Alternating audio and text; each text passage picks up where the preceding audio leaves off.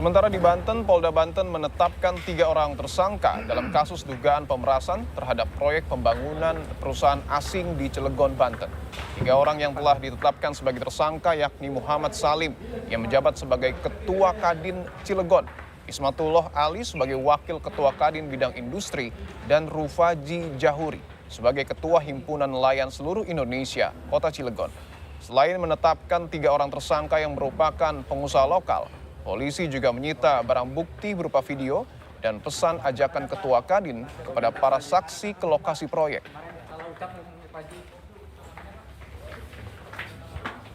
Kita telah melaksanakan gelar perkara dan menetapkan 3 orang sebagai tersangka.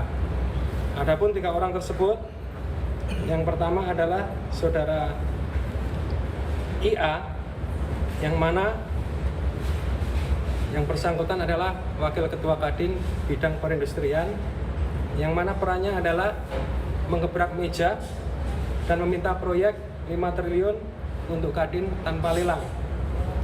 Kemudian peran yang kedua, pada tanggal 14 dan 22 April 2025, saudara IA bersama saudara MS ini bertemu dengan PT Total, yang mana adalah perwakilan dari PT Cengda, yaitu memaksakan untuk minta proyek. Kelanjutan kasus pemerasan di Cilegon, Banten yang melibatkan Ketua Kadin Cilegon dan sikap penolakan kehadiran preman berkedok ormas dengan dalih menjaga keamanan Bali. Kita tanyakan ke jurnalis Kompas TV di Cilegon, Banten, ada Suherdi, dan di Denpasar, Bali, ada Sinta Pramadewi. Kita ke Cilegon terlebih dahulu. Herdi, selamat petang. Herdi, apakah pemerasan terhadap pengusaha oleh Ketua Kadin Cilegon sering dilakukan? Ya, selamat petang, Pipo, bahwa sebelumnya ya polisian di Krim Polda Banten sudah memeriksa 11 saksi, yaitu semua yang dalam video yang diduga merupakan dua pengusaha senilai 5 ton kapal lelang. Dan saat itu juga Jumat malam pihak Polda Banten menetap 3 tersangka tersebut, yaitu Ketua Kadin Cilegon, Wakil Ketua Bidang dan Ketua HSNI Cilegon. Dan ketiga tersebut itu salah satunya Ketua Kadin sebenarnya bahwa peran tersebut masing-masing dalam mengajak dan untuk demo untuk salah satu pengusaha untuk meminta proyek. Dan satu tersangka ini pihak kepolisian masih menyelidiki apakah dia sudah sebelumnya proyek ke pengusaha di wilayah Cilegon. Demikian, Dipo. Setelah 3 orang dari Kadin ditetapkan sebagai tersangka, Herdi, apakah ada kemungkinan penambahan tersangka? Singkat saja, Herdi.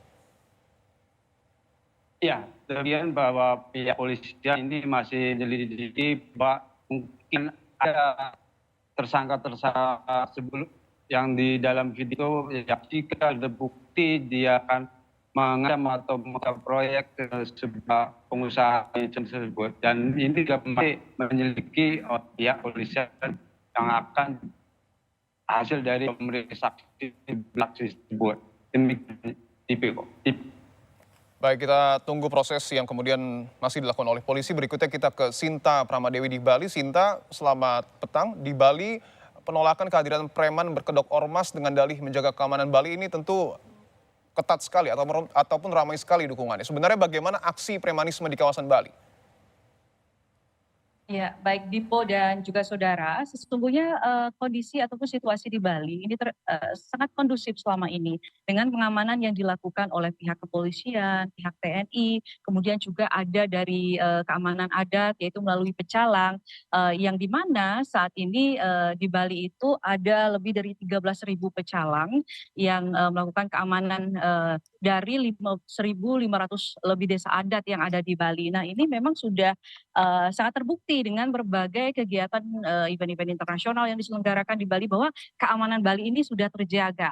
Dan tentunya memang aktivitas premanisme ini beberapa waktu lalu Gubernur Bali juga Wayan Koster sudah menyatakan tegas begitu akan menindak tegas para premanisme ataupun premanisme yang berkedok sebagai ormas seperti itu kepada dan ini juga disampaikan oleh pihak kepolisian juga dan beberapa waktu yang lalu juga pihak kepolisian sudah melakukan operasi pekat di mana ada sekitar 56 preman yang sudah diamankan di sini. Jadi memang sesungguhnya masyarakat Bali ini terkait dengan ormas kalau dari Badan Kesatuan Bangsa dan Politik atau Kesbangpol itu menegaskan bahwa ada sekitar 298 ormas yang terdaftar dan mereka itu biasanya melakukan aktivitas berupa kegiatan sosial, kemudian kegiatan budaya. Nah, apabila misalnya melakukan aktivitas pengamanan itu sesungguhnya itu adalah tugas dari aparat kepolisian begitu. Dan hingga saat ini sih pengawasan terus dilakukan dan juga dipantau. Jadi kegiatan-kegiatan ormas yang sudah terdaftar di Bali ini terus dipantau oleh pihak Kesbangpol Provinsi Bali.